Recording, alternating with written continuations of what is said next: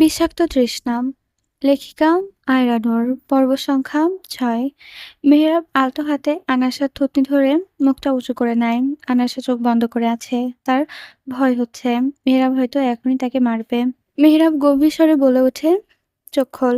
মেহরাবের কথায় আনাসা চোখ তো খোলেই না, বরং আরো শক্ত করে চোখ বন্ধ করে ফেলে। মেহরাব আবার বলে, চোখ খোল। আনাসা তাও চোখ খোলে না। মেহরাব এবার আরো গম্ভীর স্বরে বলে, কি হলো? চোখ খুলতে বললাম না? চোখ খোল। এবার আনাইসা চোখ বন্ধ করে থাকতে পারে না, কারণ সে বুঝতে পারছে যে মেহরাব রেগে যাচ্ছে। আর মেহরাব বেশি রেগে গেলে তার সেই বিখ্যাত চাবুক দিয়ে হয়তো আবার তাকে মারবে। তার থেকে ভালো সে এখনই চোখ খুলে নিক, তাও তো কম মারবে। আনাসা ধীরে ধীরে তাকায়। আনাসা তাকাতেই দেখতে পায় মেহরাব তার দিকে তাকিয়ে আছে। মেহরাব অনেকক্ষণ ধরেই তার দিকে তাকিয়ে আছে। আনাসাও বেশ কিছুক্ষণ তাকিয়ে থাকতে পারল না মেহরাবের চোখের দিকে, কারণ মেহরাব চোখজোড়া বরাবরই আনাসার দুর্বলতা। তাই তো সে ওই চোখজোড়ার দিকে তাকাতে পারে না। আনাসাকে চোখ নামিয়ে নিতে দেখে মেহরাব বলে, তোকে কি চোখ নামাতে বলেছি? তাকা আমার দিকে। আনাসা তাকায় না। সে মেহরাবের হাত থেকে ছাড়া পাওয়ার জন্য ছটফট করছে, কিন্তু মেহরাব তো তার আনাকে ছাড়বে না। সে জোর করে আনার মুখটা আবারও তোলে আর আনায়াসাকে বলে তার দিকে তাকাতে, কিন্তু আনায়াসা তো কিছুতে তার দিকে তাকিয়ে থাকতে পারছে না, বারবার মুখটা নামিয়ে নিচ্ছে। মেয়েরাব হঠাৎ করে আনায়াসার কাছে এসে তার মুখের সামনে পড়ে থাকা বেবি হেয়ারগুলো কানের পেছনে গুজে দেয়, আর মুখটা কানের কাছে নিয়ে এসে কানের লতিতে আলতো করে ঠোঁট ছুঁয়ে দেয়। মেয়েরাবের এই আলতো স্পর্শে আনায়াসার পুরো শরীর কেঁপে ওঠে। হঠাৎ করে তার চোখ জোড়া জমে জলরাশি বের হতে থাকে। মেহরাব সোজা হয়ে আনায়াসার সামনে দাঁড়িয়ে বলে, এত জেদি মেয়ে কেন তুই আনা? সবসময় এত তোর জেদ লাগবে? একটুও কি আমার কথা শোনা যায় না? চুপ করে দাঁড়িয়ে থাকতে বলেছি, না দাঁড়িয়ে ছটফট করছিস। আমার দিকে তাকাতে বলেছি, সেটাও করছিস না। মানে নিজে যা বুঝিস সবসময় সেটাই করবি, তাই না? আনায়াসা কিছু বলে না, শুধু মাথা নিচু করে দাঁড়িয়ে থাকে। মেয়েরাব কিছুক্ষণ চুপ করে থেকে বলে, দুপুরে খাসনি কেন? মেয়েটি এসে অনেকবার ডেকেছে। কবে থেকে এত গভীর ঘুম হলো তোর? কানের কাছে যদি কেউ ঢোল তবলা বাজায় তাও যেন তোর ঘুম ভাঙবে না। আনাসা এবারও চুপ থাকে। মেহরাব এবার চুপ হয়ে যায়। মেহরাবকে কোনো কথা বলতে না দেখে আনায়াসা আবারও চলে যেতে নিয়ে, কিন্তু এবার মেহরাব সোজা তাকে পাজাগুলো তুলে নেয়, বেডের কাছে নিয়ে যায়। বেডের কাছে এসে আনায়াসাকে বসিয়ে দিয়ে সেন্টার টেবিলের উপরে থাকা খাবার ট্রেটা এনে তার সামনে এসে বসে। প্লেটটা থেকে সিদ্ধ ডিম তুলে আনায়াসার মুখের সামনে ধরে বলে, হাঁ করতে। আনায়াসা কিছু না বলে উঠতে নেবে এমন সময় মেহরাব আবারও তার হাত ধরে বসিয়ে দেয়। এরপর আবারও তার মুখের সামনে ডিমটা ধরে। আয়নাশা মুখ খুলে না, চুপ করে বসে থাকে। মেহরাব ডিমটা প্লেটে রেখে ঠান্ডা গলায় বলে, আনা, তোর কি আমার ভালো মেজাজটা নষ্ট করতে ইচ্ছে করছে? এখন আমি ভালো মুডে আছি, তাই একদম সেটাকে স্পয়েল করবি না। চুপচাপ ভালো মেয়েদের মতো খেয়ে নে। এতক্ষণ পর আনায়াসের মুখ খোলে আর মেহরাবের দিকে ছলছল চোখে তাকিয়ে বলে, আমি তো ভালো মেয়ে নই। আমি তো একটা নষ্ট মেয়ে, যে আর কিছু পারুক আর না পারুক দেওদিকে ব্যবসাটা ভালোই করতে পারে, তাই না? মেহরাবের ফুরফুরে মেজাজটা আনায়াসের কথায় এক নিমেষে বিগড়ে যায়।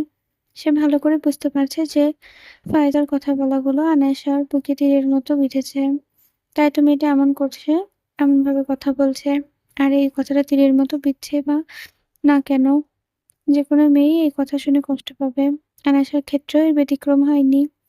আনায়াসা যে অভিমানের বশে মেহরাবকে কি বলে ফেলছে সেটা সে এখনো বুঝতে পারছে না। আগেরবারও সে এমন কথা বলেছিল যার জন্য মেহরাব তার গলা টেপে ধরেছিল। এবারও হয়তো সেরকমই কিছু করবে মেহরাব। আনায়াসা মেহরাব থেকে একটু দূরে সরে বসে। বলা তো যায় না কখন তার উপর আক্রমণ করে বসে। তবে আনায়াসাকে অবাক করে দিয়ে মেহরাব হিমশীতল কণ্ঠে বলে ওঠে, তোকে না আমি বারণ করেছিলাম যে আমাকে এসব বাজে বাজে কথা আর বলবি না? আর খুব বড় বড় কথা শিখে গিয়েছিস না তুই? এই বয়স কত তোর যে এসব কথা বলিস? মানে আমার হাতের মার না খাওয়া পর্যন্ত পেটের ভাত হজম হয় না তোর, তাই না? মেহরাবকে কিছু বলতে না দেখে আনাসা এবার মনে সাহস জুগিয়ে কাঁপা গলায় বলে, জানেন যখন বয়স কম তাহলে আমার সাথে এমন কেন করেন? ছেড়ে কেন দিচ্ছেন না আমাকে? কেন আমাকে নিজের কাছে আটকে রেখে শারীরিক আর মানসিকভাবে টর্চার করছেন? কথাগুলো বলতে বলতে আনায়াসার গলা বেয়ে টপটপ করে পানি পড়তে থাকে। আনায়াসা নিজেও বুঝতে পারছে না যে তার চোখে দিয়ে পানি গড়িয়ে পড়ছে। মেহরাব খাবারের ট্রেটা বেডের উপর রেখে আনায়াসার কাছে গিয়ে তার চোখের পানি মুছিয়ে দিয়ে তাকে নিজের কাছে নিজের বুকের সাথে মিশিয়ে নিয়ে বলে, অসম্ভব। তোকে নিজের থেকে আলাদা করা আমার পক্ষে সম্ভব না। তোকে তো আগেও বলেছি, আমার থেকে যদি সত্যি, সত্যি মুক্তি যেতে চাস, তাহলে আমাকে একেবারে শেষ করে দে। এরপর তোর মুক্তি মিলবে আমার থেকে। এর আগে তুই আমার থেকে মুক্তি পাবি না। আনাসা মেহরাবের বুকে মুখ গুজে জোরে, জোরে শ্বাসে কাঁদছে। আমার মুক্তি চাই। আমি পাখির মতো ডানা মেলে মুক্ত আকাশে উড়তে চাই। আমি বৃষ্টিতে ভিজতে চাই। সাদা তুলোর মতো বরফ দেখতে চাই। গোধূলি বেলায় নদীর পাড়ে বসে মিষ্টি হাওয়া অনুভব করতে চাই। পূর্ণিমার রাতে স্বচ্ছ আকাশে রূপালি থালার মতো চাঁদ দেখতে চাই। আমি উঁচু পাহাড়ে উঠে মেঘের দেশে হারিয়ে যেতে চাই। আমি ভোরের মিষ্টি আলো আর বাতাস উপভোগ করতে চাই। আমি সাদা ফেনার মতো সমুদ্রের ঢেউ দেখতে চাই। সমুদ্রের জলরাশি স্পর্শ করতে চাই। আমি হরেক রকম ফুলের ঘ্রাণ নিতে চাই, স্পর্শ করতে চাই। আমি এই ৪ দেয়ালের মধ্যে বন্দী হয়ে থাকতে পারছি না। এই ৪ দেয়ালের ভেতর বন্দী হয়ে থাকতে, থাকতে আমার দম বন্ধ হয়ে আসে। আমার খুব কষ্ট হয়। আমি মৃত্যুর আগে একবার হলেও স্বাধীনতার স্বাদ গ্রহণ করতে চাই। আমার মুক্তি চাই। এই সুন্দর পৃথিবীটাকে একটু ঘুরে, ঘুরে দেখতে চাই। নীরব আনায়াসের কথায় তার মাথায় হাত বোলাতে, বোলাতে নরম স্বরে বলে, "এই পৃথিবীটা সুন্দর না রে আনাম। শুধু সুন্দর না, প্রত্যেকটা জিনিসের একটা খারাপ দিক থাকে। এই পৃথিবী যতটা সুন্দর ঠিক ততটা নিকৃষ্ট এই পৃথিবীর মানুষেরা। তুই এই ৪ দেওয়ালের মাঝে বন্দী থেকে সুরক্ষিত আছিস। একবার এই ৪ দেওয়ালের বাইরে বের হয়ে দেখ। তোর মতো ছোট প্রাণটাকে সবাই ছিঁড়ে খাবে। আর আমি সেটা সহ্য করতে পারব না।" আয়েশা মেহরাবের বুক থেকে মুখ তুলে তার চোখের দিকে তাকিয়ে বলে, "আপনার থেকে পালিয়ে গিয়ে ৬ টা মাস আমি স্বাধীন ছিলাম। কই তখন তো কেউ আমাকে ছিঁড়ে খায়নি?" মেহরাব একটা দীর্ঘশ্বাস ফেলে নিজের পকেট থেকে ফোনটা বের করে আনাসের সামনে ধরে। আরেকটা ভিডিও প্লে করে। আনাসা মেহরাব থেকে পালিয়ে ৬ টা মাস যাদের কাছে ছিল, তাদের বাড়ির সামনে একটা ছেলে থাকতো, যার ইন্টারেকশন একদমই ভালো ছিল না। আনাসা খুব একটা বাড়ি থেকে বের হতো না। তবে যখনই বের হতো ছেলেটা নিজের দিকে একদম কালো পোশাকে আবৃত হয়ে বেরোতো। যেন কেউ তার শরীরে দেখতে না পারে। আনাইসা সেদিন তরমুজ কিনতে গিয়ে সেই ছেলেটা তার বন্ধুও আনাইসার পিছু নিয়েছিল। আনাইসাকে একা পেলে নিজের সাঙ্গপাঙ্গ নিয়ে আনাইসার উপর ঝাঁপিয়ে পড়তো ছেলেটা। তবে সেদিন আনাইসার কোনো খেয়ালই ছিল না। কিন্তু মেহরাব তো ছেড়ে দেওয়ার পাত্র নয়। সেও আনাইসার পিছু করে তার খোঁজ পাওয়া মাত্রই নিজের কাঁধ দিয়ে সেই ছেলেগুলোর সাঙ্গপাঙ্গকে ধরে ফেলে। আর আনাইসার দিকে খারাপ নজর তাকানোর অপরাধে দুনিয়াও ছাড়তে হয় তাদেরকে। এরপর আবারও আয়েশা পিছু করেছে। তারপরের ঘটনা তো আয়েশা জানা। ভিডিওটা দেখা মাত্রই আয়েশা আবারও কাঁদতে শুরু করে। মেহরাব আবারও তাকে নিজের বুকের মাঝে টেনে নেয়। মেহরাব তার পিঠে হাত বুলাতে, বুলাতে বলে, "বল, এরপরেও কি আমার থেকে মুক্তি পেতে চাস?" আয়েশা কিছুক্ষণ চুপ থাকে। "আপনিও তো ওদের মতোই। আপনিও তো আমাকে ভোগ করেছেন। আমার অনুমতির বিরুদ্ধে গিয়ে আমাকে স্পর্শ করেছেন। ওদের আর আপনার মধ্যে কোনো পার্থক্যই আমি দেখতে পাচ্ছি না। এতগুলো দিনের জমিয়ে রাখা সকল কষ্ট আনাসের কথার মাধ্যমে বের হচ্ছে। মীরাব জানে তার আনা অভিমান করেছে। আজকে সে আর আনাসাকে বাধা দেবে না। আর আনার মনের ভেতরে যা, যা আছে সব শুনবে সে। মীরাব আনাসাকে ছেড়ে দিয়ে তার মুখখানা আঙুলের বৃদ্ধ আঙুল দিয়ে চোখের পানি মুছিয়ে দিয়ে কপালে ঠোঁট ছুঁয়ে বলে, "সত্যি কি ওদের থেকে আমার মাঝে কোনো পার্থক্য তুই খুঁজে পাসনি? ছোট থেকে সবসময় তোকে আমি প্রোটেক্ট করে এসেছি। তুই যে জায়গায় থাকিস সেই জায়গায় একটা মেয়ের জন্য মোটেও সেফ না। কিন্তু আমি তোর জন্য সেই জায়গাটাকেও সেভ করে দিয়েছি। দিন-রাত ২৪ ঘন্টা তোর উপর নজর রেখেছি যেন কোনো ছেলের বাজে নজর তোর উপর না পড়ে। আর যদি তোর উপর কারোর বাজে নজর পড়ে, তাহলে সেদিনই সে দুনিয়ার মায়া ত্যাগ করেছে। তাকে তো ওইখান থেকে নিয়ে আসা ২ দিনের মাথায় সেই শিরিনকেই আমি চাবুকে বাড়ি মেরে মেরে ফেলেছি। তুই জানিস শিরিন এখনের কী অবস্থা? জানে মেরে ফেলেছি ওকে। ওই শিরিন তোর গায়ে হাত তুলেছিল। ঠিক যতটা চাবুকের আঘাত ও তোকে করেছিল, তার চেয়েও বেশি চাবুকের আঘাত আমি ওকে করেছি। ও ভুলে গিয়েছিল যে আমি মেহরাব জেরহায়েল।"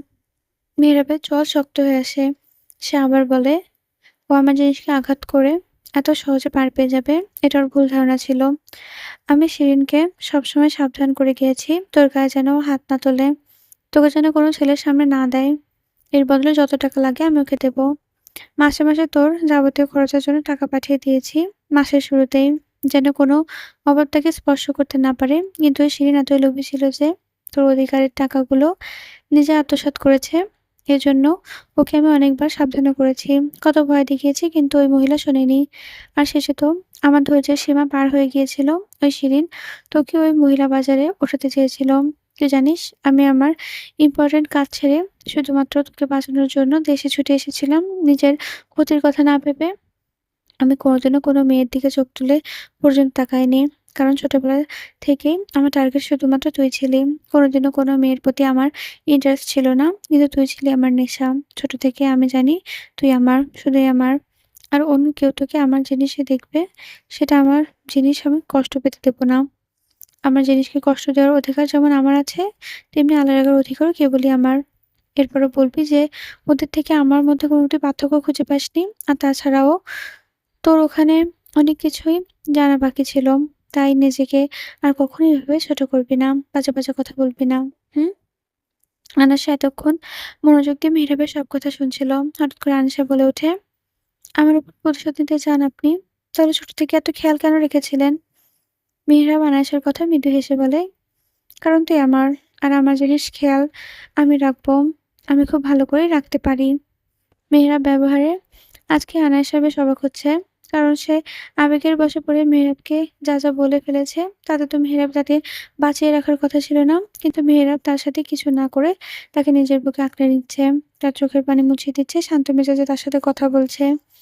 মেহরাব আর কথা না বাড়িয়ে প্লেট থেকে ডিমটা নিয়ে আনায়াসার মুখের সামনে ধরে বলে, "এখন চুপচাপ খেয়ে নে। আর তুই যেই জায়গায় যেতে চাইছিস সব জায়গায় আমি তোকে নিয়ে যাবো। সমুদ্র, পাহাড়, নদী সবকিছু দেখাবো তোকে। তোকে পাখির মতো ছেড়ে দেবো। কিন্তু এটা মনে রাখবি পুরো দুনিয়া ঘুরে তোকে আমার বুকে ফিরে আসতে হবে।" মেহরাবের কথা শুনে আনায়েশা হিচকি উঠে সুরে বলে, অনেকক্ষণ ধরে কান্না করে, যার ফলে হিচকি উঠেছে। মেহরাব বেড সুইচ টেবিলে থেকে টিস্যু নিয়ে আনায়াসার মুখ ভালো করে মুছিয়ে দেয়, পানি দেয়। আনায়াসা ঢকঢক করে পুরো গ্লাসের পানি শেষ করে ফেলে। পানি খাওয়া শেষে মেহরাব আনায়াসার দিকে স্নিগ্ধভাবে তাকিয়ে সিদ্ধ ডিমটা এগিয়ে দিয়ে বলে, "আমি আর একটা কথা শুনতে চাই না। চুপচাপ খাবারগুলো এবার খেয়ে নিবি।" আনায়াসও আর কোনো কথা বাড়ায় না। চুপচাপ মেহরাবের হাতে থেকে খাবার খেতে শুরু করে। মেহরাব এক, এক করে ডিম, কিছু ফল আর ব্রাউন ব্রেড আনায়াসাকে খাইয়ে দেয়। মেহরাব দুধের গ্লাসটা হাতে নিতে আনায়াসা চট করে বসা থেকে উঠে দাঁড়ায়। মেহরাব ভালো করে জানে যে আনায়াসা একদমই দুধ খেতে পারে না। দুধের গন্ধে তার গা গোলায়। তাই মেহরাবও উঠে দাঁড়ায় আর দুধের গ্লাসটা নিয়ে আনায়াসার দিকে এগিয়ে আসে।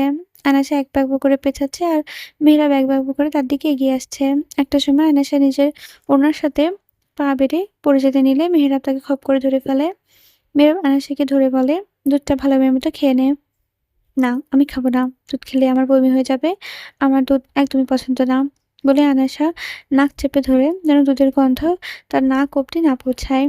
"আমি জানি তোর দুধ ভালো লাগে না, কিন্তু ডক্টর বলেছে দুধ খেতে অনিয়মন করা যাবে না। আমার অনিয়ম একদমই পছন্দ না।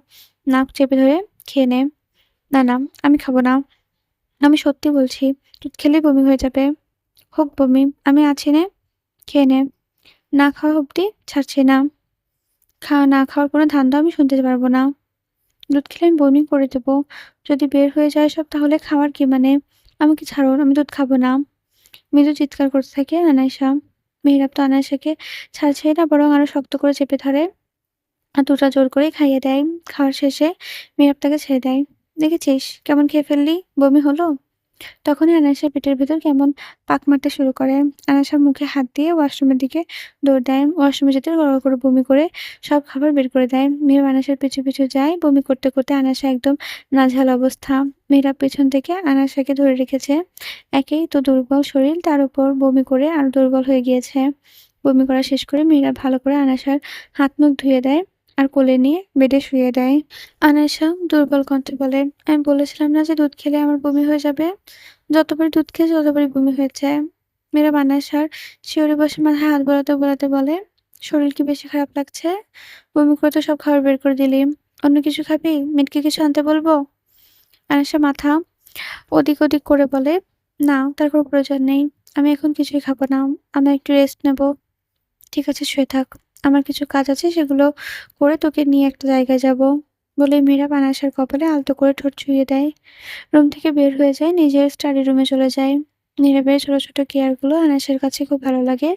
আয়েশা মুচকি হেসে ব্ল্যাঙ্কেটটা আবারও গায়ে মুড়িয়ে নেয়। "In call." "হুম, কোনো খবর পেলে?" "স্যার, আমি মিস্টার নাবিলের উপর সবসময় নজর রাখছি। কিন্তু কখনো অবধি সন্দেহজনক কিছু দেখতে পাইনি। কাউকে ফোন অবধি করেনি। পেশেন্ট আর মেয়েকে নিয়ে ব্যস্ত আছে।" "আচ্ছা, ও আরেকটা কথা।" "জি স্যার, বলুন।"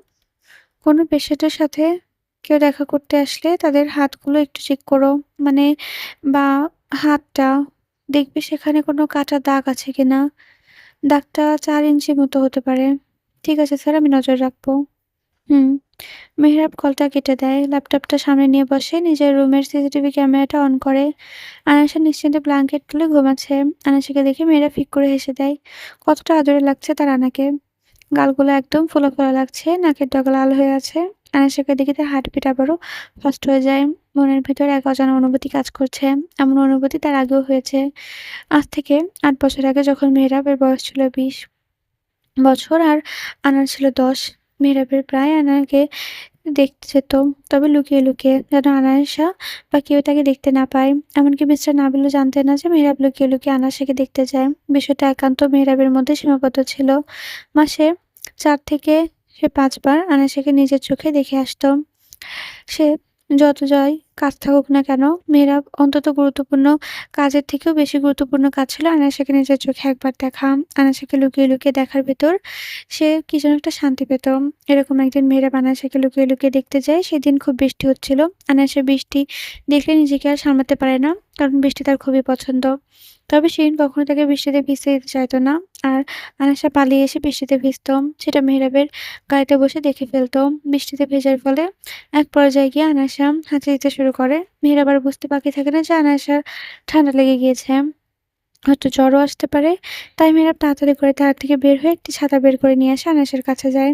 ছাতাটা আনায়াসের মাথার উপর ধরে একটা ধমক দিয়ে বলে, "এই মেয়ে, বৃষ্টিতে এভাবে ভিজছিস কেন? ঠান্ডা লেগে গিয়েছে। দেখছিস হাসি থাকছে না? এবার তো মনে হয় জ্বর আসবে। বৃষ্টির সময় বাইরে কেন বের হয়েছিস?" মেহেরাবের ধমক শুনে ছোট্ট আনায়াসা ঠোঁট ফুলিয়ে কাঁদতে লাগলো। মেহেরাব তাকে ধমকানোর জন্য বলে, "এই কাঁদছিস কেন তুই? আমি কি এমন বলেছি যে কাঁদছিস? ভালো কথাই তো বলছি। যা বাড়ি যা। এখানে ভিজলে শরীর আরো খারাপ হবে। এই ছাতাটা নিয়ে চলে যা।" আনায়াসা তাও কেঁদে যাচ্ছে। মেয়েরা পড়েছে আচ্ছা বিপদে। মেয়েরা আনায়াসের সামনে হাঁটু গেড়ে বসে। "কি হলো? এখনো কেন কাঁদছিস? কি বললাম? শুনতে পাসনি? বাড়ি যা।" তখনই আনায়াসাকে খুঁজতে, খুঁজতে সেই মহিলা চলে আসে যাকে মেহেরাব আনায়াসার খেয়াল রাখার জন্য রেখেছিল। মহিলাটি এসেই আনায়াসার কান্না থামানোর চেষ্টা করে। মহিলাটিকে দেখে মেহেরাব উঠে দাঁড়ায়। মহিলাটি মেহেরাবকে দেখে বলে, "স্যার আপনি?" "হুম, ওর ভালো করে খেয়াল রাখতে বলেছিলাম আপনাকে। বৃষ্টিতে এসে ভিজছিল, হাঁচিও দিচ্ছে। আপনি থাকা সত্ত্বেও বাইরে কিভাবে বের হলো ও? আপনাকে না বলেছিলাম যেন ও বাইরে না বের হয়? আজকে আমার জায়গায় যদি অন্য কেউ থাকতো তাহলে ওকে তুলে নিয়ে যেত। কি হতো বুঝতে পারছেন?" "Sorry sir. আসলে শিরিন আপনাকে একটা কাজে আটকে ফেলেছিল। তাও আমি আনিসের উপর নজর রেখেছিলাম। কিন্তু কখন যে চোখ ফাঁকি দিয়ে বের হয়ে এসেছে বুঝতে পারিনি। টাকা আমি দেই নাকি শিরিন দেয় আপনাকে? সরি স্যার, আর ভুল হবে না। এবারের মতো মাফ করে দেন। এবার থেকে বেশি নজর রাখবো।" "ঠিক আছে, বাট এটা লাস্ট টাইম। এরপর যদি ওর এমন কিছু হয় তাহলে আপনার কাজ কিন্তু শেষ।" "জি স্যার। এবার আমি আমার সবটুকু দিয়ে চেষ্টা করব।" "হুম। এবার ওকে নিয়ে তাড়াতাড়ি যান। জ্বর উঠে যাবে মনে হয়। চোখগুলো কেমন জ্বলজ্বল করছে।" বলে মেয়েরা আবারও আনাসের সামনে হাঁটু মুড়ে বসে। "এখন ওনার সাথে যা। এরপর যদি দেখেছি যে তুই বৃষ্টিতে ভিজছিস তোর ঠ্যাং ভেঙে ঘরে ফেলে রাখবো, বলে দিলাম।" এরপর মেয়েরা আনাসার চোখের পানি মুছে দিয়ে পকেট থেকে একটা বড় চকলেট বের করে আনাসের হাতে দেয়। সে যখনই আনাসের সাথে দেখা করতে আসতো সাথে করে একটা চকলেট নিয়ে আসতো। কিন্তু কখনোই তাকে দেওয়া হয়ে ওঠেনি। তবে আজকে যখন সুযোগ পেয়েছে তখন চকলেটটা আনাসের হাতে গুজে সেখান থেকে চলে যায়। আর একটা মুহূর্ত সেখানে থাকে না মেহরাব। নিজেকে ঠিক রাখতে পারে না সে। আয়েশাকে দেখলেই তার হার্টবিট ফাস্ট হয়ে যায়। মেহরাব তাড়াতাড়ি গাড়িতে উঠে ড্রাইভ করে সেখান থেকে চলে যায়। তখনকার কথা ভাবতে মেহরাব মুচকি, মুচকি হাসছে। আর তার ছোট থেকে স্বাধীন হতে চাইছিল যখন সুযোগ পেত ওখান থেকে পালিয়ে আসতে চাইতো। ছোটবেলায় তার আর যত দুরন্ত থাকুক না কেন, বড় হয়ে তার থেকেও বেশি শান্ত হয়ে গিয়েছে। মেহরাবের ক্লায়েন্টের সাথে মিটিং শেষ করে ল্যাপটপটা বন্ধ করে বের হয়ে আসে তার স্টাডি রুম থেকে। পা বাড়ায় নিজের রুমের দিকে। রুমে আসতে দেখতে পায় ঘড়ির কাঁটায় রাত ১২টা বাজতে আর কিছুটা সময় বাকি আছে। বেডের ওপর চোখ যেতেই দেখতে পায় আনাসা ছোট বিড়ালছানার মতো ঘাপটি মেরে ব্ল্যাঙ্কেটের তলে ঘুমিয়ে আছে। কাজ করতে, করতে মেহেরাবের খেয়ালই ছিল না যে আনাসাকে রাতের খাবার দিতে হবে। রুমে আসার আগে মেয়েটকে কলে বলে এসেছিল আর তার আনাসার খাবারটা যেন রুমে পাঠিয়ে দেয়। নীরব আনাসের কাছে গিয়ে তাকে ডাকতে থাকে। কিছুক্ষণ ডাকার পর আনাসা আড়মোড় দিয়ে উঠে বসে। "যা ফ্রেশ হয়ে আয়। খাবার খেয়ে একটা জায়গায় নিয়ে যাব।" আনিশা থ মেরে বসে আছে। উঠতে মন চাইছে না। তাও ধীরে, ধীরে উঠে ওয়াশরুমে গিয়ে ফ্রেশ হয়। ফ্রেশ হয়ে রুমে আসতেই দেখতে পায় মেহরাব খাবার প্লেট নিয়ে তার জন্য অপেক্ষা করছে।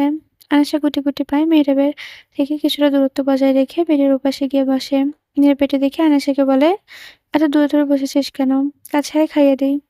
আনাসা তড়িৎ গতিতে বলে, "না, না, আমি একা খেতে পারবো। আমাকে দিন।" বলে হাত বাড়ায় মেহেরাবের থেকে খাবার প্লেটটা নেওয়ার জন্য।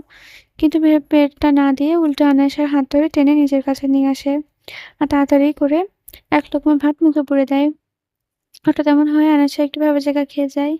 সে মেহেরাবের দিকে অবাক দৃষ্টিতে তাকায়। মেহেরাব তখন বলে, "আমাকে দেখার অনেক সময় পাবি। এখন তাড়াতাড়ি খেয়ে নে, ১২টা বেজে যাচ্ছে।" আনায়াসা চুপচাপ খেয়ে নেয়, মাথা নিচু করে। মেহেরাব আনায়াসাকে বড়, বড় খাবারের লোকমা দিচ্ছে। তা শেষ করতে আনায়াসার বেশ কষ্ট হচ্ছে। তাই আনায়াসা বলে, "এত বড়, বড় করে কেন দিচ্ছেন? আমরা তো গিলতে পারছি না। একটু ছোট, ছোট করে দেন।" মেহেরাব গম্ভীর স্বরে বলে, "কেন তুই কি পাখির বাচ্চা? যে তোকে ছোট, ছোট লোকমা দিতে হবে? আমার হাতে খেতে গেলে এভাবেই খেতে হবে। নেহা কর।" "আমি আর খাবো না, পেট ভরে গেছে।" "মার খাবি? এখনো প্লেটে অর্ধেক ভাত পড়ে রয়েছে। এটুকু করে খাস দেখেই প্রেশার লো। বেশি কথা বললে তোর কপালে মায়ের আছে। হাঁ কর।" "না, আমি খাবো না।" আয়েশা করুণ কণ্ঠে বলে। "ভালো করে বলছি বলে আমার কথা অমন দিচ্ছিস না। বেত দিয়ে পিটিয়ে, পিটিয়ে খাওয়াবো নাকি? ঠিক আছে, কালকে থেকে একটা বড় বেত নিয়ে আসবো তোকে খাওয়ানোর সময়। যা মন চায় তাই করুন। কিন্তু আমি সত্যিই আর খেতে পারবো না। আমাকে আর জোর করবেন না। খেতে তো তোকে হবেই।" "না, আমি খাবো না। আর খেলে আমার পেট ফেটে যাবে। সব তো তোর পছন্দের খাবার আছে। খেতে কি সমস্যা? অল্প, অল্প খেয়ে পেটটা চড়ুই পাখির মতো বানিয়ে ফেলেছিস। অর্ধেক খেয়ে আর খেতে পারিস না।" আনাসা কিছু বলে না। মেহেরাবও আর তাকে জোর করে না। সে আনাসের প্লেটে ভাত মাখিয়ে খেতে শুরু করে। এটা দেখে আনাসা বেশ অবাক হয়। মেহেরাব তার এঁটো খাচ্ছে। এজন্য অষ্টম আশ্চর্যের বিষয়।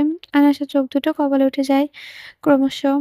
মেহেরাব আনাসাকে এভাবে তাকিয়ে থাকতে দেখে বলে, "তাকিয়ে আছিস কেন? এখন আমাকেও কি সাথে খেতে দিবি না?"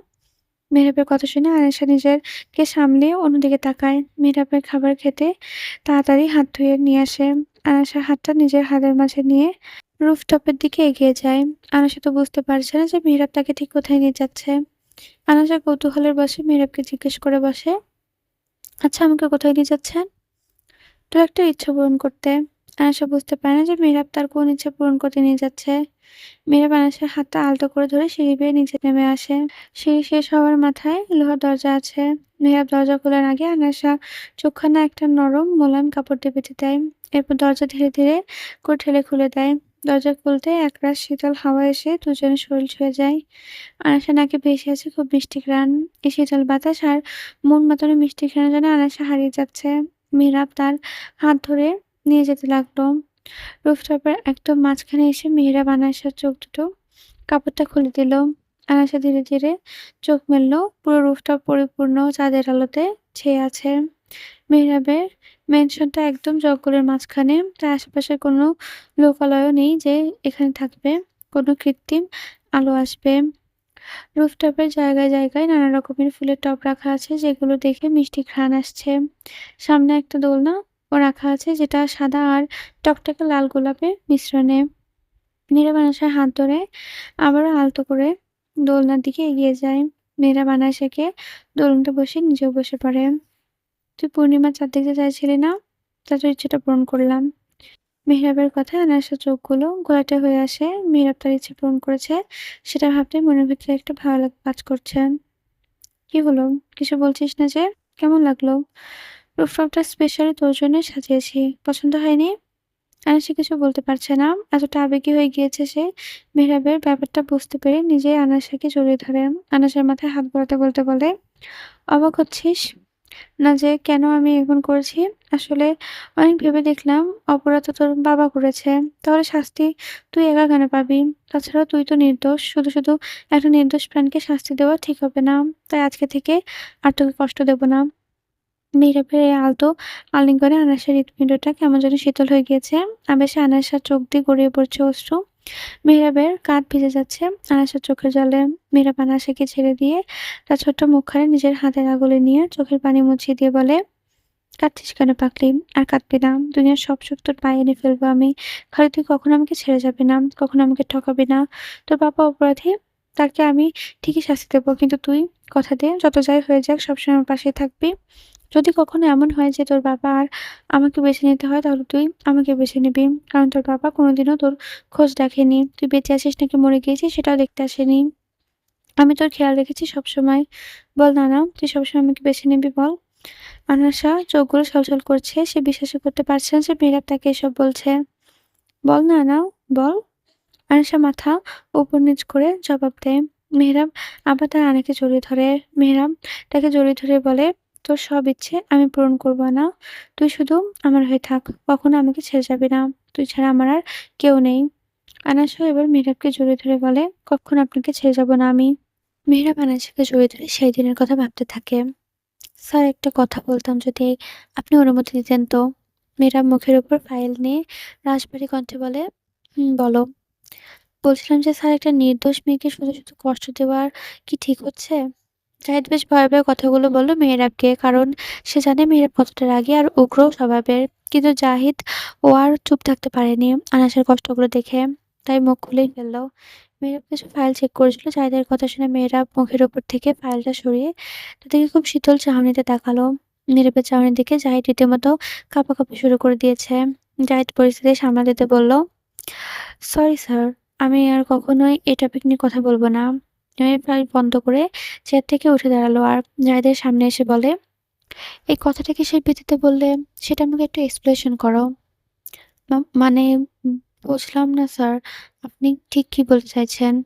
মানে এই যে আমি আনার উপর টর্চার করছি সেটাকে থামাতে বললে না? কিন্তু কেন বললে সেটা বলো?" মেহেরাব কথা শুনে জাহিদ নিজের ভেতরে একটু সাহস জুগিয়ে বলে, স্যার আপনি কি একটা জিনিস খেয়াল করেছেন? আপনি যে ম্যামের উপর এত টর্চার করেন, তাও নাভিদ নিজের মেয়েকে আপনার কাছে বাঁচানোর জন্য কিছুই করছে না। মানে সে কোনো চেষ্টাই করছে না ম্যামকে আপনি থেকে মুক্ত করার। কারণ আনা ওই জানোয়ারটার অবৈধ সন্তান। মেহেরাব দেওয়াল শক্ত করে কথাগুলো বলল। অবৈধ হোক বা বৈধ, সন্তান তো সন্তানই হয়। নিজের সন্তানের বিপদে কি কোনো বাবা বুক কাঁপে না? এতটাই পাষাণ লোক হয়? মেহেরাব একটা দীর্ঘশ্বাস ফেলে বলে, "হুম, তুমি ওই জানোয়ারটাকে কাছ থেকে দেখোনি। ও যে কতটা পাষাণ সেটা তুমি জানো না। আমি জানি। কি নির্মমভাবে না ও আমার পরিবারটাকে শেষ করেছে তাও আবার আমার চোখের সামনে। আর তাছাড়াও ওর মতো পাষাণের মধ্যে মায়া, ভালোবাসা কিছুই নেই। তাই হয়তো আনার প্রতি ওর কোনো দায়িত্বও নেই।" বলতে, বলতে মেহেরাব চোখ জোড়া লাল বরণ ধারণ করে। জাহিদ মেহেরাবের কথার পৃষ্ঠে বলে, "সেটাই তো স্যার। আপনি ম্যামকে এনেছেন, তাকে কষ্ট দিচ্ছেন। কেন নাভিদকে বাইরে বের করার জন্য, তাকে প্রিয়জনকে হারানোর কষ্ট দেওয়ার জন্য। কিন্তু উনি তো দিব্যি আছেন। উনার ভেতর যদি কোনো রকমের কষ্ট থাকতো তাহলে নিশ্চয়ই ম্যামকে নিয়ে যাওয়ার কোনো না কোনো একটা ব্যবস্থা করতেনই। আমার মনে হচ্ছে ওনার আরো বড় কোনো চাল চালছেন। ম্যামের এত খারাপ অবস্থা দেখেও উনি কিছুই করতে আসেন না। উনি ম্যামকে জাস্ট একটা টোপ হিসেবে ব্যবহার করছেন। ম্যামকে নিয়ে আরো বড় কিছু করবেন। তাই আমার মনে হয় হয়তো ম্যামের কষ্ট দেওয়াটা একদমই ঠিক হচ্ছে না। কারণ ওইসবের ভেতর ওনার তো কোনো দোষই নেই। উনি তো জানেনও না আসলটা হচ্ছেটা কি। একটা নির্দোষ মেয়ে কেন শুধু শাস্তি পাবে? যেখানে তাকে একটা গুটি হিসেবে চালানো হচ্ছে। নীরব জাহিদের কথাগুলো শুনে এতক্ষণ খুব মনোযোগ দিয়ে এই কথাগুলো সে একবারও ভাবেনি। এমনটা নয়, বহুবার ভেবেছে। কিন্তু কেন জানি আনাইসাকে দেখলে তার মাথা ঠিক থাকতো না। কিন্তু কেন এমন হতো সেটা তো এখন সে জানতে পেরেছে। ওই ড্রাগটা তাকে অনেক আগে থেকে দেওয়া হচ্ছে সেটাও সে রিপোর্টে দেখেছে। আর এটা সে ফাইজার কাছে সেটাও সে বুঝতে পেরেছে। কিন্তু আসলে কি এই কাজ ফাইজার?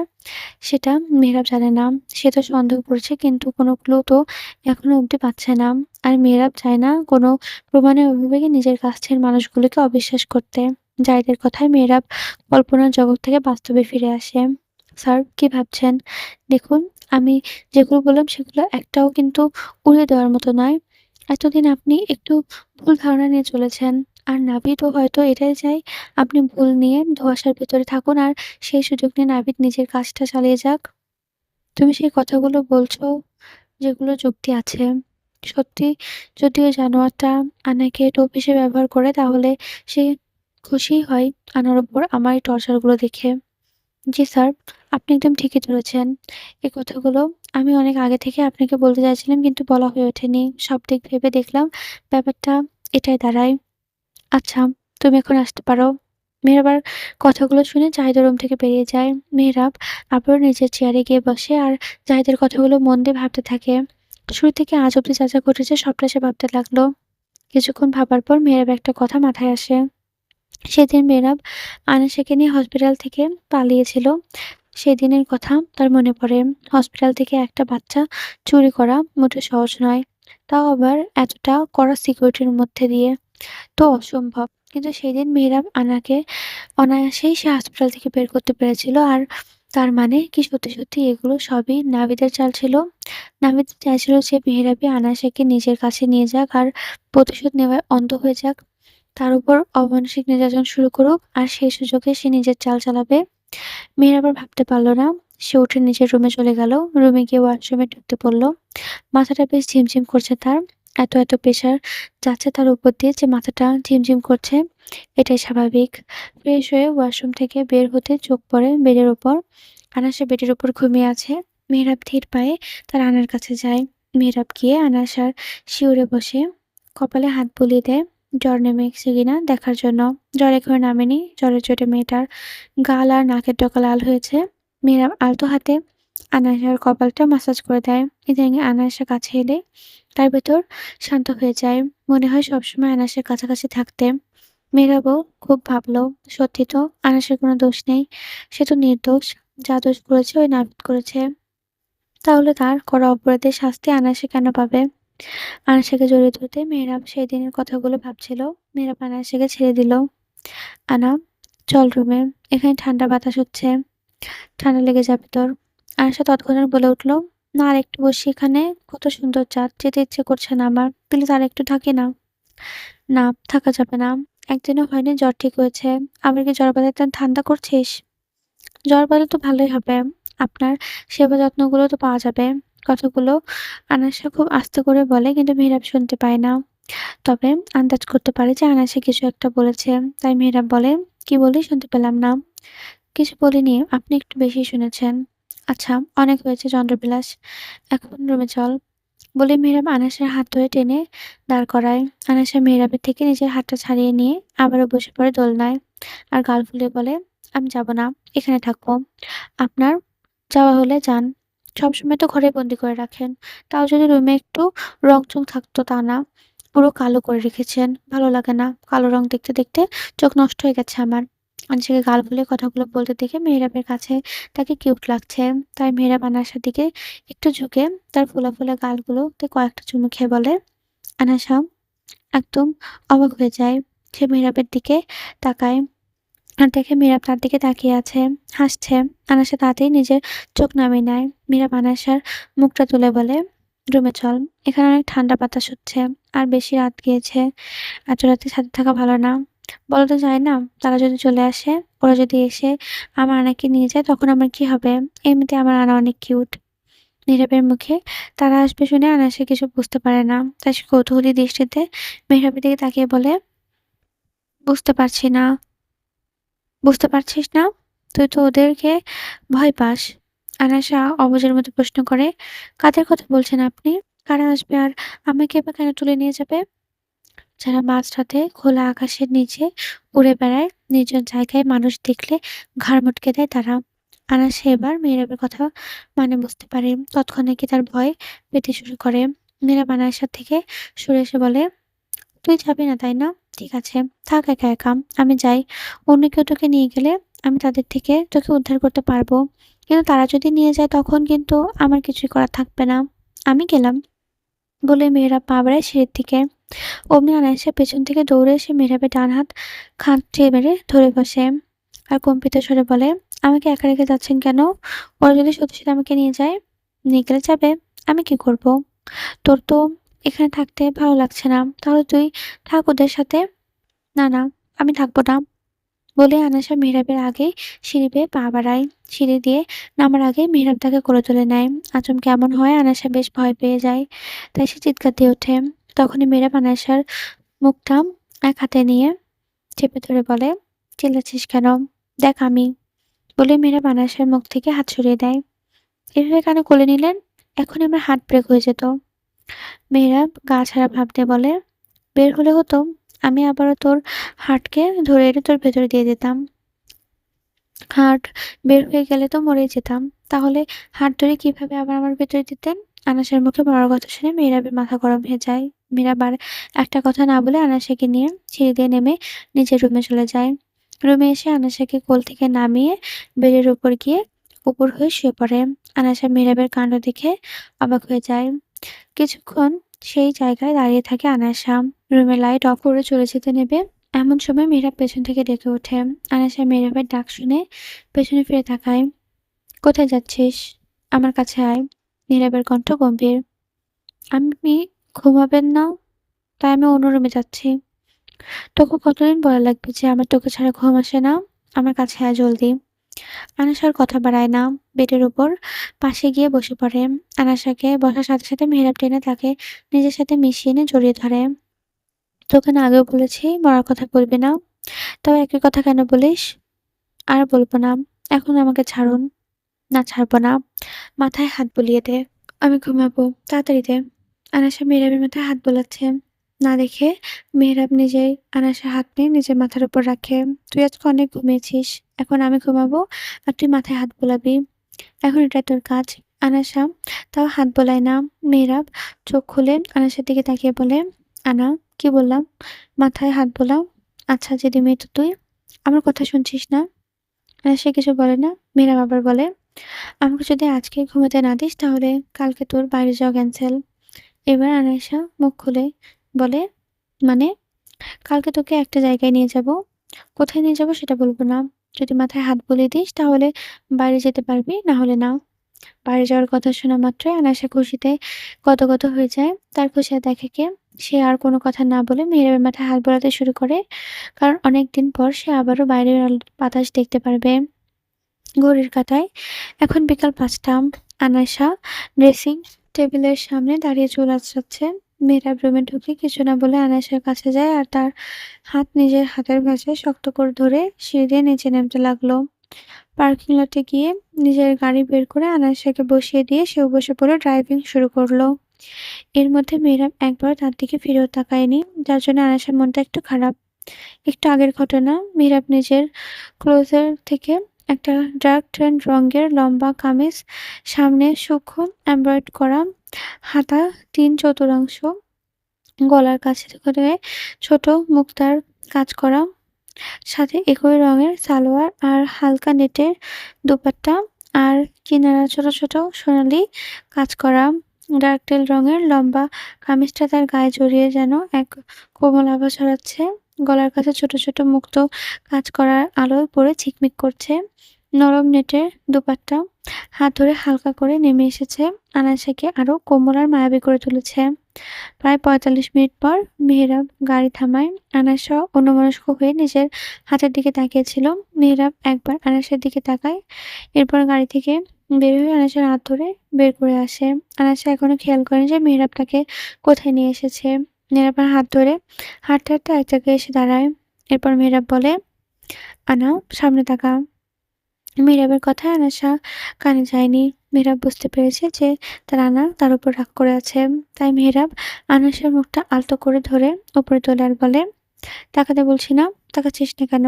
"ও বুঝেছি, রাগ করেছিস আমার উপর, তাই না?" আনাসা মেহরাবের দিকে তাকিয়ে আছে। তখনই আনাসা খেয়াল করে মেহরাব তার বাঁ হাতের অনামিকা আঙ্গুলে কিছু একটা পরাচ্ছে। আনাসা আঙ্গুলের দিকে তাকাতেই খেয়াল করে একটা হালকা গোলাপি রঙের সুন্দর রিং মেহরাব তার আঙ্গুলে পরিয়ে দিয়েছে। "এটা পছন্দ হয়েছে? তোর জন্য নিয়েছি। মর্গানিক রিং। স্পেশালি তোর জন্য বানিয়েছি।" আনাসা তাও কিছু বলে না। অভিমানে আনাসার মুখ ঘুরিয়ে ফেলে। নীরব হালকা হেসে বলে, "এত অভিমান হয়েছে তোর আমার উপর যে আমার দিকে ঘুরেও তাকাচ্ছিস না? আমি তোকে এভাবে দেখে কোনো কমপ্লিমেন্ট দেইনি যে দেখে অভিমান করে আছিস?" আনাসা কিছু বলে না। এবার চুপ করে থাকে। মীরা আবার বলে, "তোকে আলাদা করে কি বলবো? তুই তো এমনিতেই সুন্দর। একদিন মুখে বলিনি তাই এমন করে আছিস?" আনায়াসা মুখটা আবারও নামিয়ে নেয়। সে এখনো চুপ করে আছে। কিছুই বলছে না। তাই মেহরাব আনায়াসার মুখটা তুলে তার কোমল ঠোঁট জুড়ে নিজের ঠোঁট ছুঁয়ে দেয়। আনায়াসার চোখগুলো বড় বড় হয়ে যায়। ৫ মিনিট পর মেহরাব তাকে ছেড়ে দেয়। মেহরাব আনায়াসার ডান হাত নিয়ে নিজের বুকের বাঁ দিকে রেখে বলে, "দেখেছিস এখনো কেমন লাফাচ্ছে আমার হৃৎপিণ্ডটা? তোকে এভাবে দেখে আমার হার্টবিট ফাস্ট হয়ে গিয়েছে। তখন থেকে এখনো অব্দি এত জোরে জোরে বিট করছে। এবার নিশ্চয়ই নিজের প্রশ্নের উত্তর পেয়ে গিয়েছিস? জেদি মেয়ে, আর অভিমান করে থাকতে হবে না। সামনে তাকা। আয়েশা মেহরাবের কথা মতন সামনে তাকায়। সামনে তাকাতেই সে অবাক হয়ে যায়। সামনে একটা সুন্দর লেক। গোধূলি বেলার সূর্যটা ডুবে যাচ্ছে। পশ্চিম আকাশে প্রায় ডুবন্ত সূর্য প্রতিফলিত হয়েছে লেকের পানিতে। সাথে মিষ্টি, মিষ্টি হাওয়া বইছে। এই মিষ্টি হাওয়ায় আনায়াসের লম্বা, লম্বা চুলগুলো উড়ছে। আনায়াসের চোখগুলো খুশিতে ঝিকঝিক করছে। আনায়াসা ছুটে লেকের কাছে যায়। নিচে বসে পানিতে হাত দিতে খেলতে শুরু করে। আজকে যেন আনায়াসের ভেতরে বাচ্চামোগুলো প্রকাশ পাচ্ছে। এত বছর তার এই বাচ্চামোগুলো চাপা পড়েছিল কোনো এক অতল গহ্বরে। নীরব আনায়াসের থেকে একটু দূরে দাঁড়িয়ে, দাঁড়িয়ে তার আনার বাচ্চামোগুলো দেখছে। আর তার আনা একদমই শান্ত মেয়ে নয়, চঞ্চল, খুব চঞ্চল আর জেদি একটা মেয়ে আনা। তবে পরিস্থিতির চাপে পড়ে সেই চঞ্চলতা আর জেদি মেয়েটা এতটাই শান্ত হয়ে গিয়েছিল যে নিজের প্রতি হওয়া অন্যায়ের প্রতিবাদ করতেও ভুলে গিয়েছিল। লেকের পাশে একটা পলাশ ফুলের গাছ ছিল। হালকা, হালকা বাতাসে হওয়ায় গাছের নিচে অনেকগুলো লাল টকটকে পলাশ ফুল পড়ে আছে। মেহরাব সেই গাছের কাছে গিয়ে পড়ে থাকা অনেকগুলো পলাশের মধ্যে শুধুমাত্র একটা পলাশ ফুল তুলে আনে আর আনায়াসের পাশে গিয়ে বসে পড়ে। আনায়াসা খোলা চুলে গুলো বারবার এলোমেলো হয়ে যাচ্ছে, লেকের পানি স্পর্শ করছে। এতে আনায়াসা বেশ বিরক্ত হচ্ছে। বারবার চুলগুলোকে সরিয়ে দিচ্ছে কিন্তু সে আবারও লেকের পানির মধ্যে পড়ে যাচ্ছে। চুল বাঁধার জন্য মেহেরাব তাকে একটা ক্লিপও আনতে দেয়নি।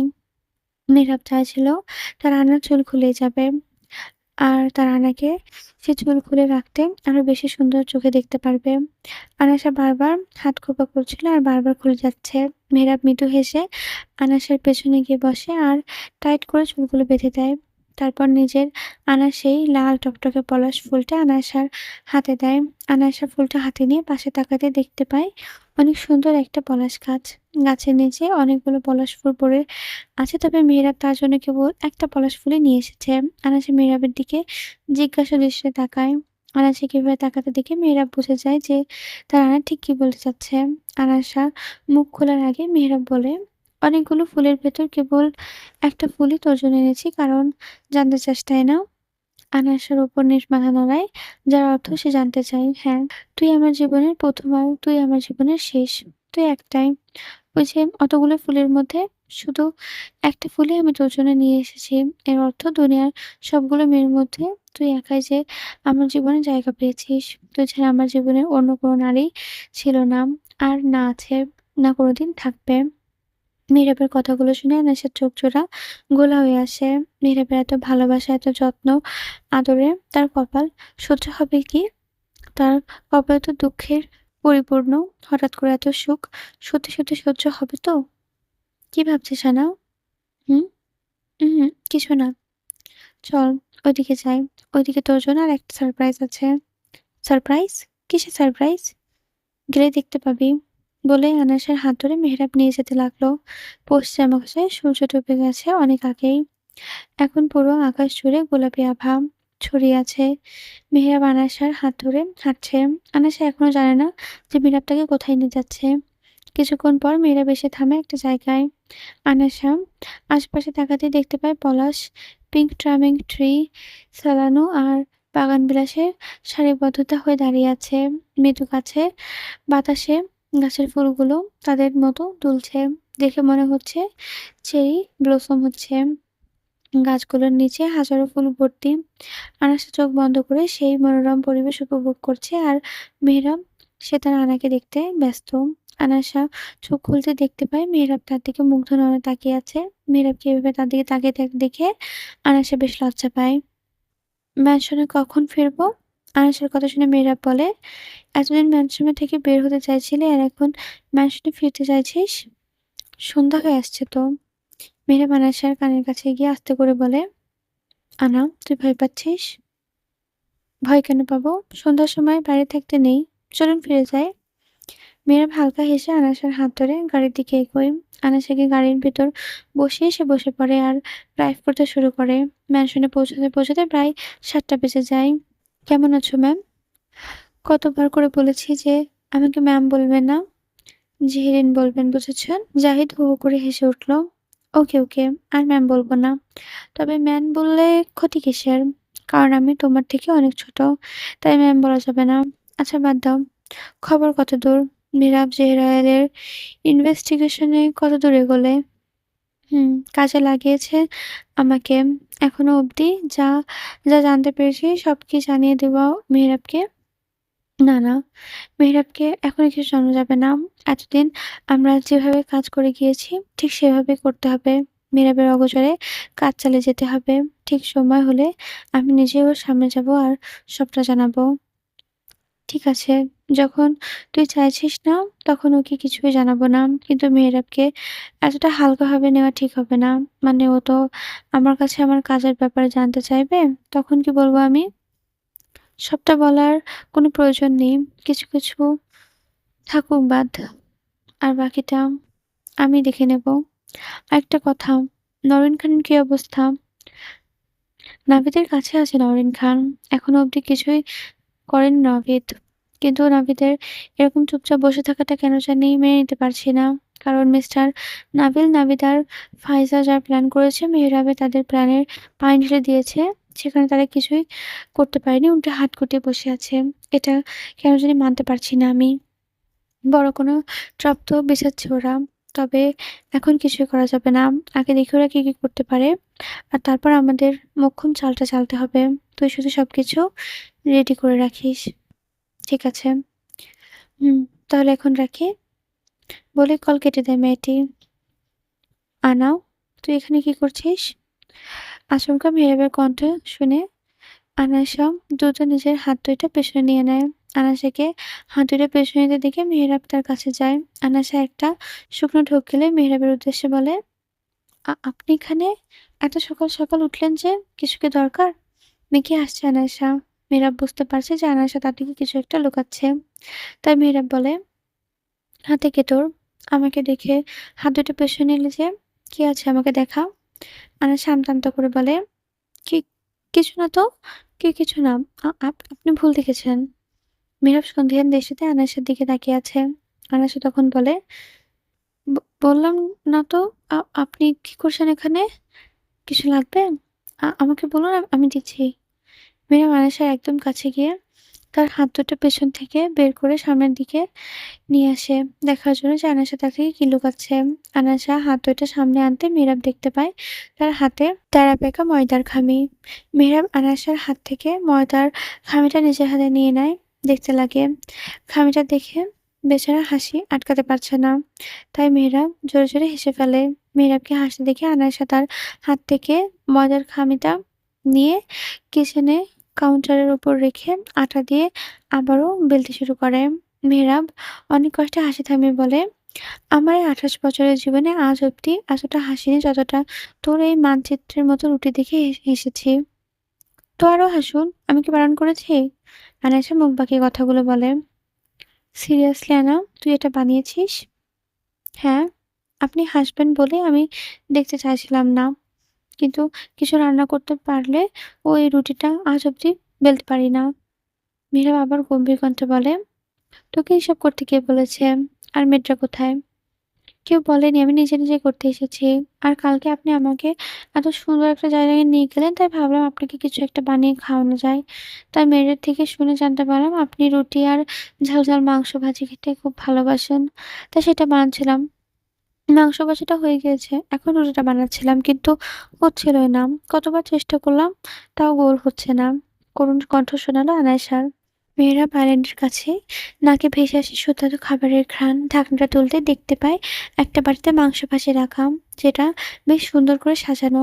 শুধু মাংস ভাজি না, এর সাথে আছে বাটির ঢাকনা খুলতে দেখতে পায় বাটি ভর্তি ডিমের হালুয়া, বেশ কয়েকটা কাঠসন্দেশ, স্যালাড, এগ চিলি, যেগুলো সবই মেহরাবের পছন্দের খাবার। মেহরাব খাবারগুলো দেখে আনাসের দিকে তাকায়। আনাসা রুটি বেলায় মনোযোগ দিয়েছে কিন্তু কিছুতেই গোল হচ্ছে না। মেহরাব তার কাছে গিয়ে রুটি বেলার বেলুনিটা হাতে নিয়ে আনাসাকে সরিয়ে দিয়ে নিজেই বেলতে শুরু করে দেয়। এই, আপনি কেন রুটি বেলছেন? আপনি পারেন নাকি এসব? মেহরাব কিছু বলে না। একটা রুটি বেলে আনাসাকে দেখেই বলে, দেখে নে কেমন গোল হয়েছে। তোর থেকে ভালো রুটি বানাতে পারি আমি। আনাসা রুটিটা দেখে তো অবাক হয়ে যায়। মেহরাব বেশ ভালো রুটি বেলেছে, একদম গোল হয়েছে। আনাসা অবাক নয়নে মেহরাবের দিকে তাকিয়ে বলে, এই, আপনি রুটি বেলতে পারেন? কোথা থেকে শিখেছেন? আপনি কি কোনো শেফ ছিলেন নাকি? নাহলে আমি মেয়ে হয়ে রুটি বেলতে পারি না আর আপনি ছেলে হয়ে কিভাবে এত সুন্দর রুটি বেলেছেন? মেহরাব আনাসের কথা শুনে তার দিকে তাকায়। আনাসা ভয়ে একটু পিছিয়ে যায়। কি বলতে কি বলে ফেলেছে? এই বজ্জাত লোকের মাথা ঠিক নেই। বলেছে তো তাকে মারবে না, কিন্তু যদি সত্যি ধোঁকা মেরে দেয়, তাই এই লোক থেকে দূরত্ব বজায় রাখাই শ্রেয় বলে মনে করছে আনায়াসা। মেহরাব আনাসের কাছে এসে বলে, কোথায় লেখা আছে যে শুধু মেয়েরা রান্নাবান্না করবে? আর ছেলেরা কি রান্নাবান্না করা বারণ নাকি? আনাসা মাথা এদিক ওদিক করে। না, কিন্তু আমি এত ভালো রুটি বেলতে শিখলেন কি করে আপনি? জীবনে বেঁচে থাকতে গেলে অনেক কিছু শিখতে হয়। তাই এটাও শিখেছি। কিন্তু তার আগে এটা বল, এত কিছু তুই একা হাতে রান্না করছিস? হুম। এত কিছু রান্না করতে পারিস তুই? হুম। সন্দেশও বানাতে পারিস? ওই শিখেছিলাম একটু কিছু সন্দেশ বানানো। আর ওই সন্দেশটা আমার খুবই পছন্দের। তাই ভাবলাম এটাই বানাই। আমি জানি যে এটা তোর পছন্দের। তাই ফ্রিজে তোর জন্য কিছু সন্দেশ আনিয়ে রেখেছিলাম। তুই ফ্রিজ চেক করিসনি? বাইরের বানানো সন্দেশ থেকে এটা খেয়ে দেখতে পারেন। যদি পছন্দ না হয় তাহলে আর কখনোই বানাবো না। মৃদু স্বরে বলল আনাইসা। মেহরাব কিছুক্ষণ চুপ করে আবারও রুটি বেলতে শুরু করলো। আর আনাইসাকে বলে, রুটি সেঁকতে তো পারিস নাকি? আমি শিখে দেব। না, না, এটা আমি পারি। ঠিক আছে তাহলে শুরু কর। আনাসা তাড়াতাড়ি চুলার উপর একটা তাওয়া বসিয়ে দেয়। তাওয়া গরম হতেই মেহরাব বানানো রুটিগুলো সেঁকতে শুরু করে। বেশ কয়েক ঘন্টা পর রুটি বেলা শেখা মেহরাবের হাতে ঘড়ির দিকে তাকায়। এখন বেলা ১১টা বাজে। আমি মেয়েটকে ডাকছি খাবারগুলো টেবিলে নিয়ে যাওয়ার জন্য। আনাস মেহরাবের হাত ধরে থামিয়ে দেয়। আমি নিয়ে যাচ্ছি, আপনি কি বসুন। আজকে আমি আপনাকে খাবার সার্ভ করব। মেহরাব কিছু বলতে গিয়েও বলল না। সে আয়নাটার উপর থেকে এক চিলি আর মাংসের ভাজি বাটি নিয়ে টেবিলের উপর রাখলো। আনাসের রুটি প্লেট নিয়ে আইল্যান্ডের কাছে গেল। এসে ডিমের হালুয়া বাটি আর সন্দেশের বাটিটা টেবিলে নিয়ে গেল। আনাসা এক হাতে সালাদ আর অন্য হাতে রুটির প্লেটটা নিয়ে আসে। মেহরাব চেয়ার টেনে বসে পড়ে। আনাসা মেহরাবের সামনে প্লেটটা ঠিক করে তাতে দুটো রুটি দেয়, সাথে মাংস ভাজি আর একটু স্যালাড তুলে দেয়। একটা বাটিতে ডিমের হালুয়া আর অন্য বাটিতে ৪টা সন্দেশ তুলে মেহরাবের সামনে রাখে। আনাসা একটু সাইডে গিয়ে দরজায় পাশে দাঁড়ায়। মেহরাব চুপ করে বসে আছে। মুখে খাবার তুলছে না, তাই আনাসা বলে, কি হলো? খাচ্ছেন না কেন? তুই এখানে দাঁড়িয়ে আছিস? দাঁড়িয়ে, দাঁড়িয়ে কি করছিস? আমার পাশে বস। আমি একা খাবো নাকি? তুইও নিজের প্লেট রেডি কর। আপনি আগে খেয়ে নিন, তারপর আমি খাবো। আমি কি বলেছি তাড়াতাড়ি আমার পাশে এসে বস? কিন্তু মেহরাব চেয়ার ছেড়ে উঠে আনাসের হাত ধরে নিজের পাশে এনে বসায় আর নিজের প্লেট থেকে রুটি ছেড়ে এক টুকরো মাংস ভাজি দিয়ে আনাসের মুখে পুরে দেয়। আনাসা রুটি চিবিয়ে বলে, এটা আপনার প্লেট। আমাকে কেন দিচ্ছেন? মেহরাব কিছু বলে না। সে রুটিটা ছিঁড়ে মাংস ভাজি নিয়ে মুখে পুরে নেয়। চাবাতে, চাবাতে সে স্বাদ গ্রহণ করছে। এত সুস্বাদু খাবার সে আগে কখনো খায়নি। এরপর এক চিলি দিয়ে একটু রোস্ট করে নামের সাথে মিলিয়ে নেয়। আনাসার বেশ ঝাল, ঝাল হয়েছে। খেতেও খুব ভালো লাগছে। মেহরাব এমনিতেই ঝাল খাবার খেতে খুব ভালোবাসে। এতদিন সে কি খেত বুঝতে পারেনি। কোনো ঝাল হতো না। কেমন একটা পানসুটে, পানসুটে লাগতো খাবারগুলো। মেয়েট বহুবার বানিয়ে দিয়েছে, কিন্তু আনাসার হাতে যেন জাদু আছে। এত ভালো বানিয়েছে যে মন চাইছে সব খেয়ে ফেলতে। মেহেরাব একবার নিজে খাচ্ছে তো একবার আনাসাকে খাইয়ে দিচ্ছে। আনাসা বারণ করছে, কিন্তু মেহেরাব ছাড়ার পাত্র নয়। এমন করে মেহেরাব ৪ টা রুটি খেয়ে ফেলেছে। এবার সে হাত বাড়ায় ডিমের হালুয়ার দিকে। হালুয়াটাও খুব সুস্বাদু হয়েছে। একবার নিজে খাচ্ছে তো আরেকবার আনায়াসাকে খাইয়ে দিচ্ছে। সবকিছু খাওয়া শেষে মেহেরাব একটা কাঠ সন্দেশ মুখে পুরে দেয়। সন্দেশটাও খুব ভালো হয়েছে। আনায়াসা ঠিক বলেছে। বাইরের সন্দেশের থেকে এটারও ঘরের তৈরি সন্দেশের স্বাদ বেশি। মেহরাবের সবকিছুই খেয়ে উঠে পড়ে আর মেয়েটকে ডেকে সবকিছু ক্লিন করতে বলে। মেহরাব হাত ধুয়ে নিজের রুমে গিয়ে পা বাড়ায়। কিছুক্ষণ পর সুন্দর করে রেডি হয়ে নিচে নামে। আনাসা সিঁড়ির কাছে দাঁড়িয়েছিল। মেহরাব আনাসার কাছে এসে তার কপালে আলতোভাবে ঠোঁট ছুঁয়ে বলে, রুমের বিষয়ে বেশি খারাপ লাগলে মেয়েটকে ডাক দিবি। মেনশনের সাইডে একটা সুন্দর বাগান আছে, সাথে একটা ছোট লেক আছে। মেয়েদের সাথে সেখানে যাস, মন ভালো হয়ে যাবে।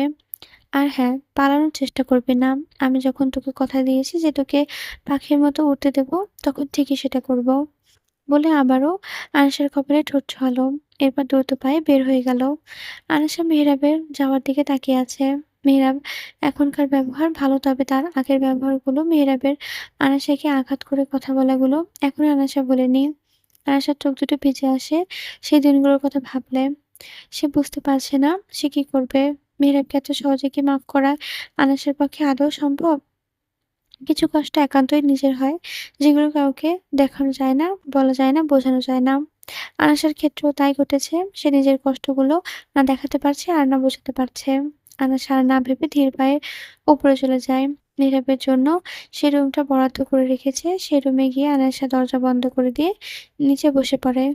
আনাসা বাগানের এক কোণে মাটির উপর বসে বেলি ফুলের মালা গাঁথছে। মেহেরাবের এই বাগানে হরেক রকমের ফুল রয়েছে।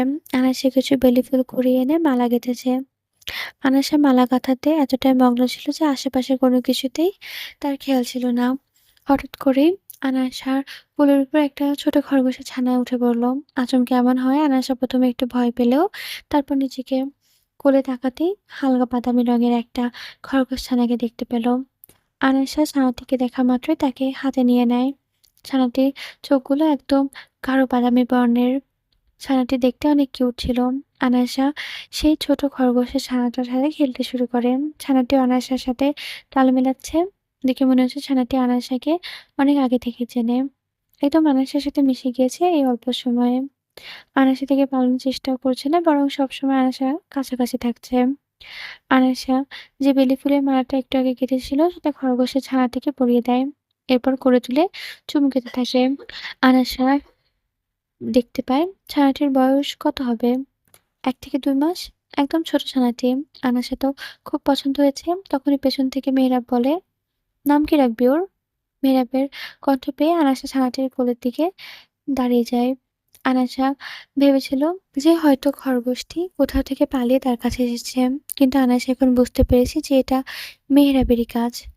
মেহেরাব আনাসের কাছে এসে দাঁড়ায় আর তার চুলগুলো ঠিক করতে, করতে বলে, "বাগানে এসে খাওয়া-দাওয়া ভুলে গেলে কি চলবে? গোসলের পরে চুলগুলো তো ঠিকমতো আওড়াসনি। বাগানটা খুব সুন্দর। পছন্দ হয়েছে তোর?" মেহেরাবের কথাগুলো আনায়াসের মাথা নিচু করে বলে, "হুম। আর এই বাচ্চাটাকে পছন্দ হয়েছে?" মেহেরাবের কণ্ঠ নরম। "হুম। নাম কি রাখলি?" "সত্যি তো, ছানাটির নাম কি রাখা যায়?" আনায়াসা তো এখনো ভাবেনি। আনায়াসা ছানাটিকে ভালো মতন দেখতে লাগলো। এরপর বলল, "কোকো। নামটা কেমন?" "কোকো? কোকো নাম কেন রাখলি?" কারণ ওর চোখগুলো একদম গাঢ় বাদামি বর্ণের, যেটা অনেক চকোলেটের মতো। আর চকোলেট তো ও কোকোয়ার বীজ থেকে তৈরি হয়, তাই না? তাই ওর নাম কোকো। ভালো না? হুম। চল এবার ভেতরে। দুপুর গড়িয়ে বিকেল হয়ে গেল, কিন্তু এখনো কিছুই মুখে নিসনি। এভাবে কি চলবে? বলেই মেহেরাব আনাসার হাত ধরে ম্যানশনের ভেতরে নিয়ে গেল। ভেতরে এসে মেহেরাব আনাসাকে নিয়ে ড্রয়িং টেবিলে বসল। চেয়ার টেনে আনাসাকে বসিয়ে দিয়ে নিজেও বসে পড়ল তার পাশে। মেহরাব আগে মেয়েটকে বলে রেখেছিল খাবার রেডি করতে।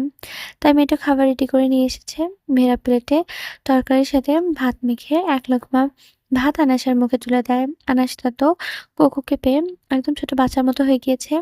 কোকোকে দিন দুপুরে ভুলে গিয়েছে। মেহরাব আনাসার মুখে খাবার দিচ্ছে আর আনাসা কোনো বাক্য ছাড়াই খেয়ে নিচ্ছে। আজকে আনাসা একদম পুরো প্লেট খালি করে দিয়েছে। বাহ! কুকুকে পেয়ে তো তোর ভালোই উন্নতি হয়েছে। যেটুকু তুই প্লেটে আগে অর্ধেক খেয়ে রেখে দিতিস, সে তুই আজকে পুরো প্লেট খালি করে দিয়েছিস। মেহরাবের কথা আনাসা তার দিকে তাকায়, এরপর প্লেটের দিকে তাকায়। সত্যিই তো সে পুরো প্লেট খালি করে দিয়েছে। মেহরাব হাত ধুয়ে এসে আনাসার হাত ধরে হলরুমে নিয়ে যায়। আনাসাকে সোফায় বসিয়ে নিজেও বসে পড়ে ল্যাপটপ নিয়ে। আনাসা মেহরাবের পাশে বসে আছে আর কোকোর সাথে খেলা করছে। হঠাৎ করে কোকো লাফ মেরে আনাসার কোল থেকে নেমে মেহরাবের কোলে উঠে পড়ে। মেহরাব খুব মন দিয়ে কাজ করছিল, তাই সে কোকোকে কিছু বলে না। আনাসা বেশ ভয় পেয়ে গিয়েছিল, কারণ আচমকা কোকো মেহরাবের কোলে গিয়েছে। মেহরাব যার আগে নিজের কাছে কেউ ব্যাঘাত করলে সে তাকে আস্ত রাখবে না। আনাসা কোকোকে মেহরাবের থেকে নিতে চায়, কিন্তু কোকো তার কাছে ধরা না দিয়ে অন্যদিকে চলে যায়। আনাসা আবার তাকে ধরার চেষ্টা করতে যাবে, তবে পারে না, কারণ কোকো খুব ফাস্ট, তার হাতের নাগালে আসছেই না। আনাশা আর কোনো উপায় না পেয়ে ধীরে, ধীরে কুকুরকে ডাকতে লাগলো যেন মেহেরাব কাজে কোনো ব্যাঘাত না ঘটে। কিন্তু কুকুর তো আনাশার কোনো কথাই শুনছে না, বরং সে মেহেরাবের হাত বেয়ে ঘোরাঘুরি করছে, উঠছে। আনাশা তো ভয়ে জমে গিয়েছে। তার হাত-পা ভয়ে কাঁপছে। মেহেরাব যদি তার কুকুরকে আছাড় মারে, তাহলে কি হবে? এতটুকু একটা ছানা মেহেরাবের আছাড় খেয়ে তো মরে যাবে। একদিকে আনাশা কুকুরের প্রতি যা মায়া জন্মেছে, যদি কুকুর কিছু হয় তাহলে সে কিভাবে থাকবে? এদিকে কোকো একবার মেহেরাবের হাতে উঠছে, একবার ল্যাপটপের উপর লাফ দিচ্ছে, একবার মেহেরাবের কাঁধে উঠছে। কিন্তু মেহেরাব এখনো কোকোকে কিছু বলছে না। কোকো লাফালাফি করতে, করতে হঠাৎ করে পিছলে পড়ে যেতে নেবে। ঠিক তখনই মেহেরাব তাকে ধরে ফেলে। আর একটুর জন্য আনাশার জান বের হয়ে যাচ্ছিল। আনাশা তো পুরা কেঁদেই ফেলেছে। সে মেহেরাবের হাত থেকে কোকোকে কোলে নিয়ে নেয়, কাঁদতে লাগলো। মেহেরাব আনাশা থেকে কোকোকে ছিনিয়ে নিয়ে একটু ধমকে সুরে বলল, "কোকো, এত দুষ্টু কেন তুই বাবা? দেখছিস না তোর বাবার কাছে ব্যস্ত, তাও দুষ্টুমি করস। একদম মামামের মতো হয়েছিস, তাই না? সারাদিন ছটফট করে বেড়াও। একটু কি চুপ করে মাম্মার কোলে বসে থাকা যায় না?"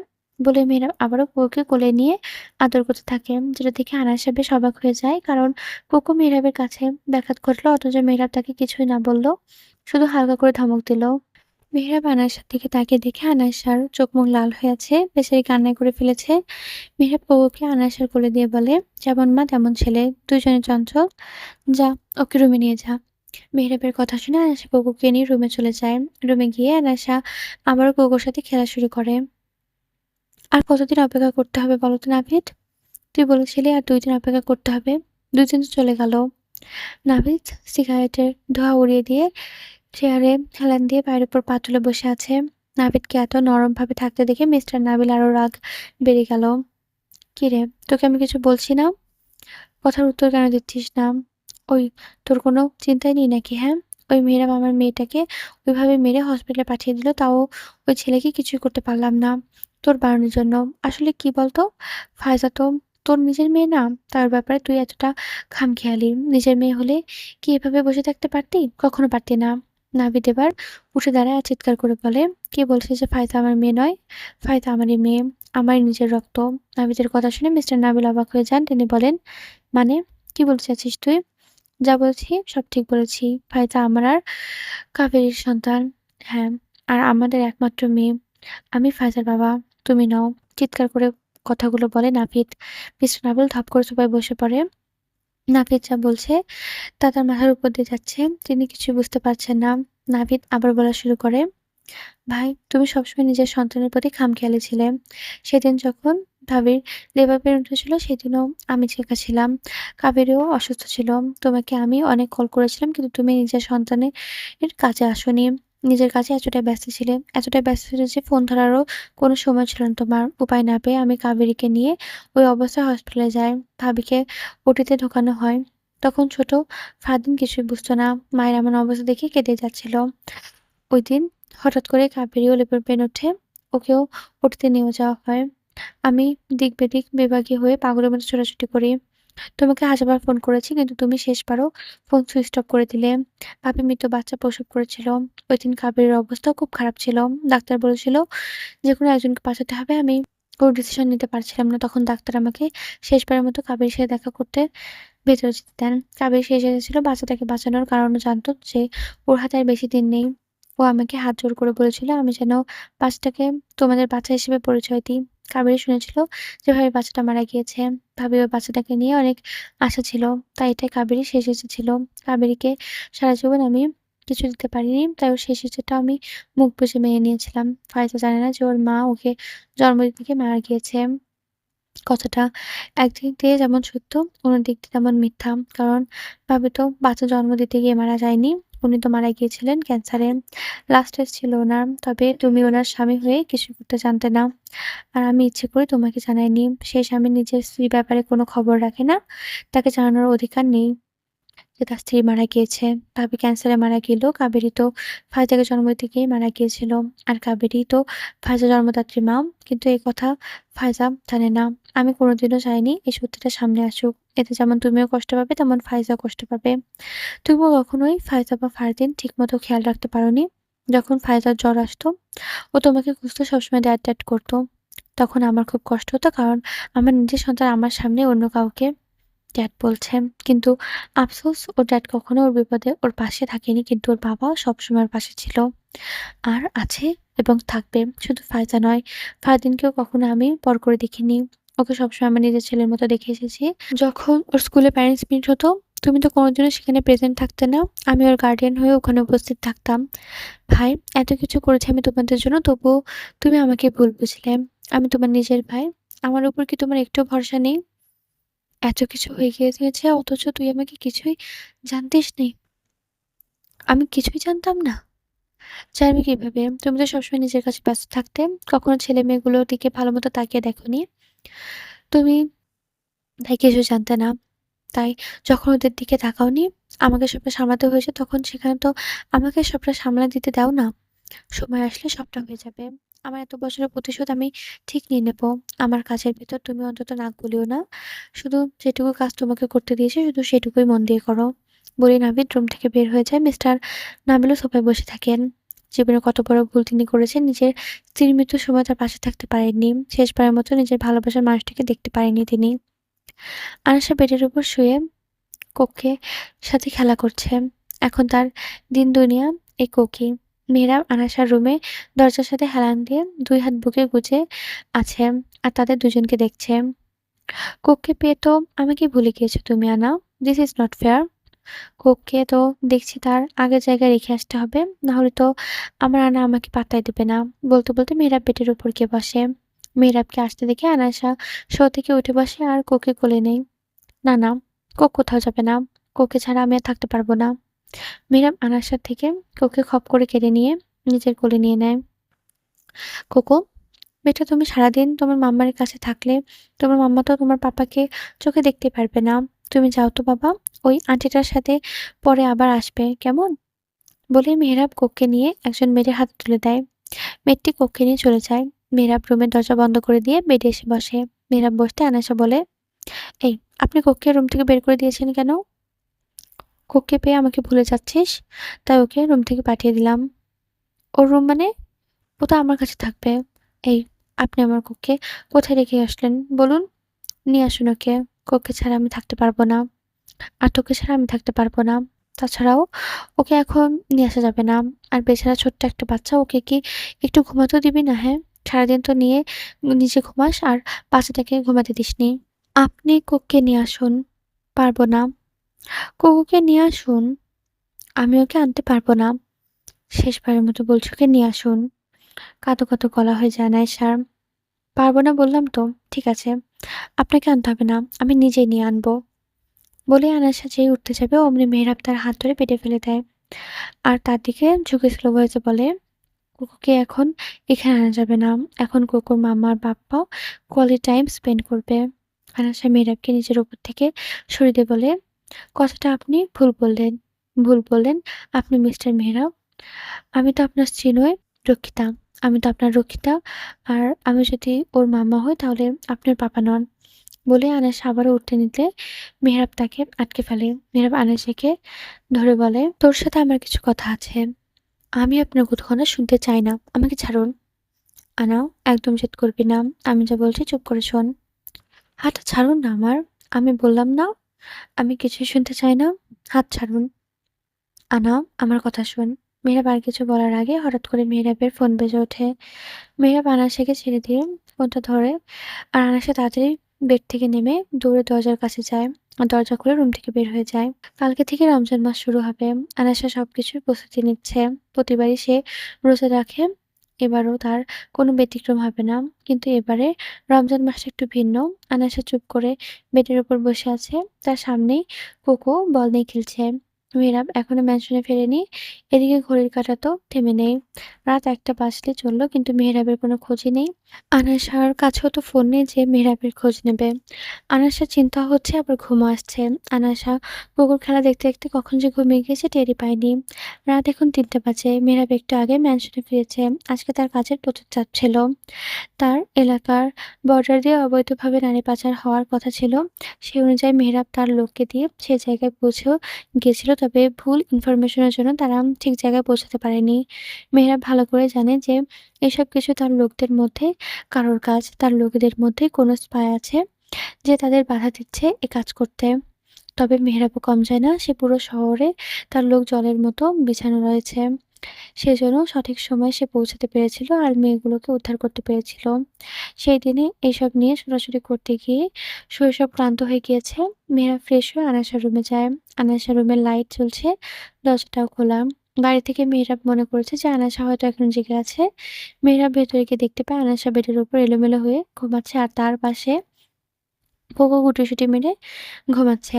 মেহরাব ২ জনকে দেখে মুচকি হাসে। মেহরাব কোকোকে নিয়ে রুমের এক কোণে গিয়ে গ্লাস দিয়ে ঘেরা ছোট একটি ঘরের মধ্যে রেখে দেয়। এরপর আনাসের কাছে এসে তাকে কোলে নিয়ে ঠিক করে শুইয়ে দেয়। আনাসকে শুইয়ে দিয়ে মেহরাব লাইট অফ করে আনাসার পাশে এসে তাকে পেছন থেকে জড়িয়ে ধরে শুয়ে পড়ে। হঠাৎ করে আনাসা জেগে যায়। ঘড়ির কাছে একটু আলো জ্বলছে। সেখানে তাকিয়ে দেখে ৪টা বাজে। আনাসা তড়িঘড়ি করে উঠে নিলেই বুঝতে পারে মেহরাব তাকে পেছন থেকে জড়িয়ে ধরে আছে। আয়েশা মেহরাবকে ডাকতে শুরু করে। কিছুক্ষণ ডাকার পর মেহরাব চোখ মেলে তাকায়। মেহরাবের চোখগুলো লাল হয়ে আছে। ঘুম হয়নি সারাদিনে। তাই হয়তো এমন লাল হয়ে আছে। এই যে উঠুন, তাড়াতাড়ি উঠুন। সেহরির টাইম শেষ হতে যাচ্ছে। উঠুন, রোজা রাখবেন না? মেহরাব ঘুম কণ্ঠে বলে, "কি হয়েছে এই রাতবেলায় ডাকছিস কেন? আরে উঠুন না, রোজা রাখবেন না?" "না, বললেই হবে নাকি? উঠুন তাড়াতাড়ি, টাইম শেষ হয়ে যাচ্ছে।" "না, উঠব না, ঘুমাতে দে।" "আপনি না উঠলে আমি আপনাকে ঘুমাতে দিব না।" আনাসা বারবার মেহেরাবকে ডাকছে কিন্তু মেহেরাব উঠছে না। এদিকে সেহরির সময় শেষ হয়ে আসার পথে। আপনি যদি রোজা না রাখেন তাহলে আমি কিন্তু আপনার কাছে থাকবো না। আপনাকে ছেড়ে অনেক দূরে চলে যাবো। আপনি হাজার ডাকলেও আর আসবো না। আনাসের এই কথাই যথেষ্ট ছিল মেহেরাবের ঘুম থেকে জাগানোর জন্য। মেহেরাব ফট করে চোখ খুলে তাকায়। এই কদিনে আনাসা এটুকু বুঝে গিয়েছে যে তাকে ছাড়া মেহেরাব চলবে না। তাই তো আনাসাও নিজের ক্ষমতা চালাচ্ছে এবার। মেহেরাব উঠে ওয়াশরুমে চলে যায়, তাড়াতাড়ি ফ্রেশ হয়ে আসে। মেহেরাব যাওয়ার পরে আনাসাও যায়। মেহেরাব ওয়াশরুমে থাকাকালীন আনাসা মেয়েকে সবকিছু রেডি করতে বলে। এই রান্নাগুলো আনাসা নিজেই করেছিল। রাতে সবকিছু রান্না করে রেখেছিল যা মেহেরাব পছন্দ করে সবকিছু। মেহেরাব আনাসার সাথে একটা কথাও না বলে নিচে চলে যায়। চেয়ারে টেনে বসে খেতে শুরু করে। আনাসা ১ম এ একটু অবাক হয়।